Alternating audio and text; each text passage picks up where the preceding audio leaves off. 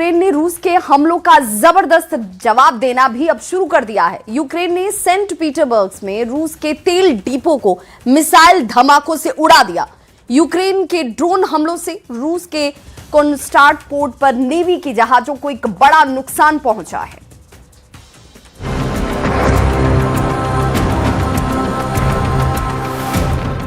एक रात में रूस के हजारों हमलों का जवाब यूक्रेन ने इस स्टाइल में दिया है। यूक्रेन के ड्रोन बमों के धमाकों से पुतिन का तेल डिपो तबाह हो गया है। वीडियो में सेंट पीटर्सबर्ग पर यूक्रेन का पलटवार दिखाया गया है। यूक्रेन की स्पेशल फोर्स ने सेंट पीटर्सबर्ग में ऑयल टर्मिनल पर हमला किया है। यह हमला 1100 किलोमीटर की दूरी से किया गया। वहीं रूस की हथियार फैक्ट्रियों पर भी ड्रोन अटैक किए गए हैं। ज़ेलेंस्की ने पुतिन के शहरों पर बड़े हमले करके बतला दिया कि उनकी पलटवार वाली ताकत कम नहीं हुई है। यूक्रेन में नई तबाही मचाने के लिए पुतिन ने बड़ा हाइपरसोनिक अटैक किया है। 5 शहरों में 8 हाइपरसोनिक ज़िरकॉन मिसाइल से हमला किया। कई क्रूज मिसाइल भी फायर की। यूक्रेन में वही हो रहा है जिसकी भविष्यवाणी ज़ेलेंस्की ने की थी। जून का महीना बड़ी तबाही लेकर आया है।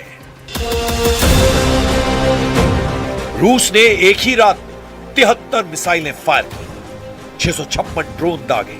इनमें 8 हाइपरसोनिक मिसाइलें भी शामिल थी, जिन्हें रोकना ज़ेलेंस्की के बस की बात नहीं। इस हमले के निशाने पर रहे यूक्रेन के बड़े शहर, राजधानी कीव, डिप्रो, ज़पोरिज़िया, पोल्टावा और खार्किव। खौफ ऐसा फैला कि लोग अपने घरों से निकलकर बेसमेंट, मेट्रो स्टेशन और गलियारों में छिपने को मजबूर हो गए। आसमान में धुएं का गुबार और जलते हुए मलबे ने हालात को भयावह बना दिया। यूक्रेन पर हमले रात में हुए और दिन में भी जारी रहे। Російських атак. Жорстокий був удар. Більше ніж 70 ракет, багато балістики, більше ніж 650 дронів за ніч. В день сьогодні росіяни продовжили атаки, ще близько 100 дронів було. यूक्रेन का जरा हाल देखिए। कुछ इलाकों में रिहायशी इमारतें पूरी तरह ढह गई हैं। मलबे के नीचे अब भी कई लोगों के फंसे होने की आशंका है। इसी तबाही को रोकने के लिए ज़ेलेंस्की ने ट्रंप और यूरोप के सामने बड़ी डिमांड रख दी है। ज़ेलेंस्की ने यूरोप से एयर डिफेंस सिस्टम मांगा है और ट्रंप से भी मांगी है patriot air defence missile. Мої співчуття усім, хто втратив рідних та близьких. Вкотре Путін зі своїм божевіллям перемогли життя звичайних дітей. Житлові будинки, поліклініку в Києві. Шахеди були проти багатоповерхівок. Ukraine बहुत मुश्किल में है।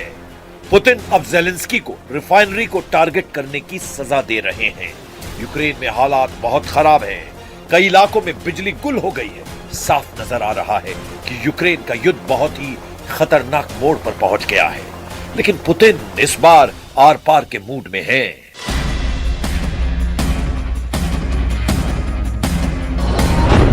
यूक्रेन से युद्ध तेज होने और नाटो से घमासान के पूरे सिग्नल मिलने के बीच पुतिन ने अपने सबसे खतरनाक हाइपरसोनिक हथियार दिखाने शुरू कर दिए हैं।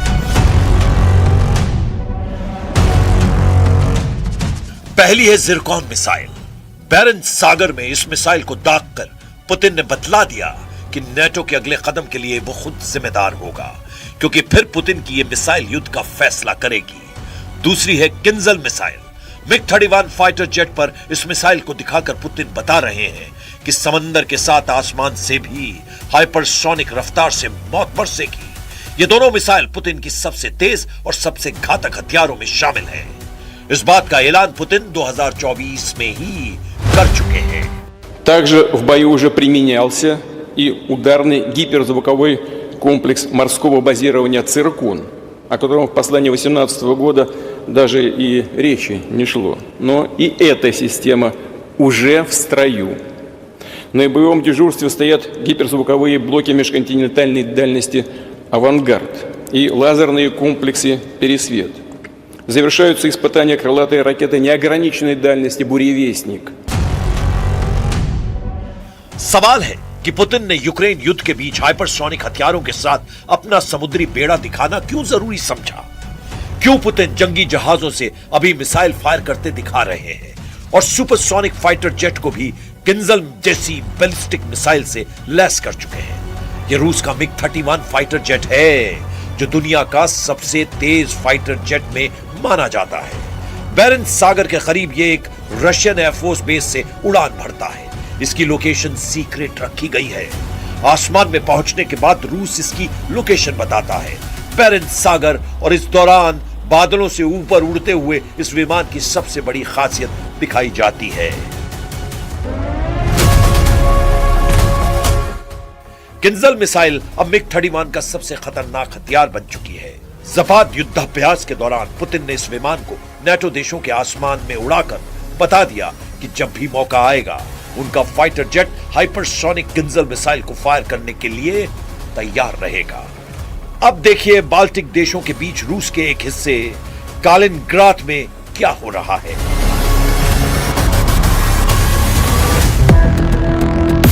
यह है पुतिन का छोटी दूरी का बहुत ही खतरनाक बैलिस्टिक मिसाइल सिस्टम इस्कंदर। इसे इस जगह छिपा कर रखा गया था। अब ज़पाद युद्धाभ्यास के दौरान इसकी तैयारी आजमाई जा रही है। लॉन्चिंग ऑर्डर मिलने के बाद इस मिसाइल लॉन्चर को फौरन तैयार किया जाता है। रूस की इस्कंदर मिसाइल रेंज 500 किलोमीटर से ज्यादा।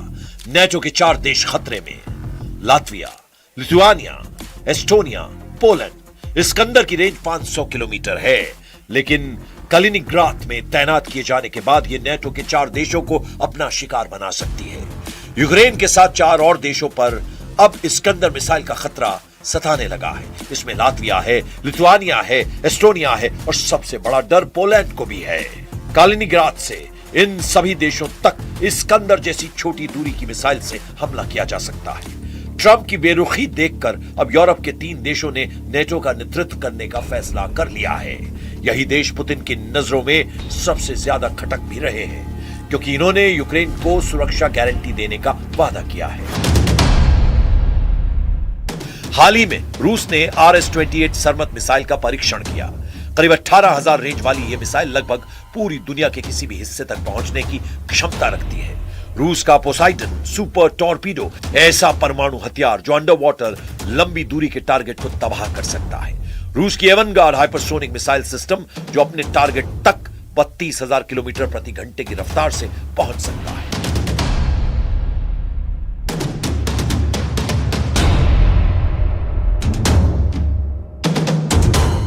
और इसी बीच नेटो सीमा पर भी युद्ध भड़कने का खतरा बढ़ता जा रहा है।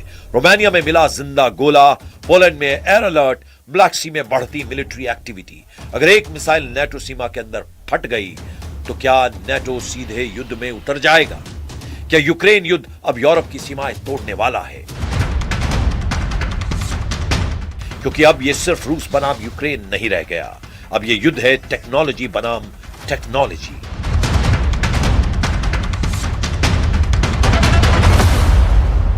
ड्रोन बनाम ड्रोन और AI बनाम AI।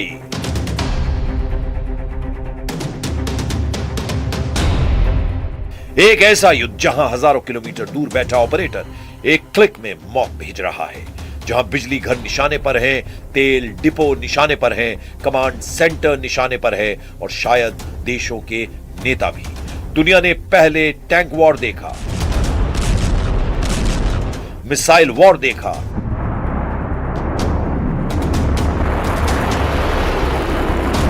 लेकिन अब दुनिया देख रही है AI ड्रोन वॉर। और इस युद्ध का सबसे खतरनाक सवाल अभी भी वही है, क्या पुतिन का अगला निशाना खुद ज़ेलेंस्की है? क्या कीव के पावर सेंटर पर बड़ा हमला होने वाला है, या फिर मॉस्को पर यूक्रेन के इस हमले के बाद रूस अब ऐसा जवाब देगा जो पूरी दुनिया को हिला देगा?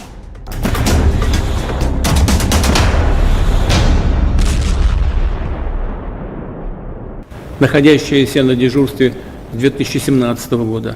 Она уже применяется в ходе специальной военной операции, но работа по ее совершенствованию, в том числе по повышению точности в неядерном.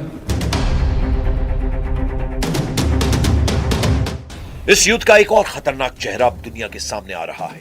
वो है साइकोलॉजिकल वॉरफेयर, क्योंकि अब सिर्फ मिसाइलें और ड्रोन नहीं दागे जा रहे, बल्कि डर दागा जा रहा है।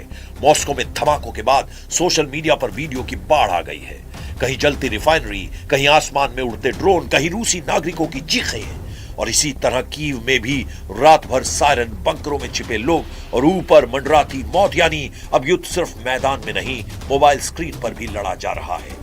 जिसका वीडियो ज्यादा वायरल, जिसकी तबाही ज्यादा दिखाई दे, दुनिया उसी को ज्यादा ताकतवर मानने लगती है। यही वजह है कि अब रूस और यूक्रेन दोनों हर हमले को सिर्फ सैन्य ऑपरेशन नहीं, बल्कि ग्लोबल मैसेज की तरह इस्तेमाल कर रहे हैं।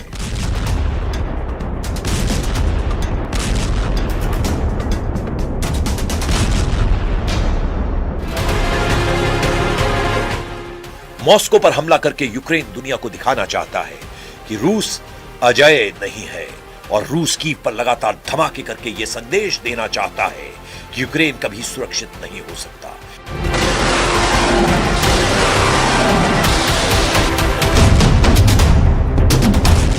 यानी अब यह सिर्फ जमीन की लड़ाई नहीं, नैरेटिव की भी लड़ाई बन गई है।